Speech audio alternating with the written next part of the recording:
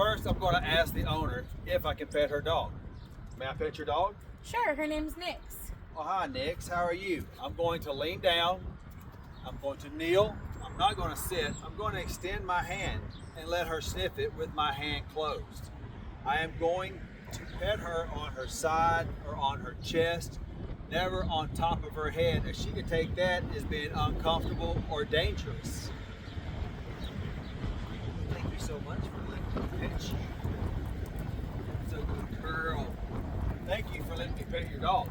Of course. Have a good day. Thank you.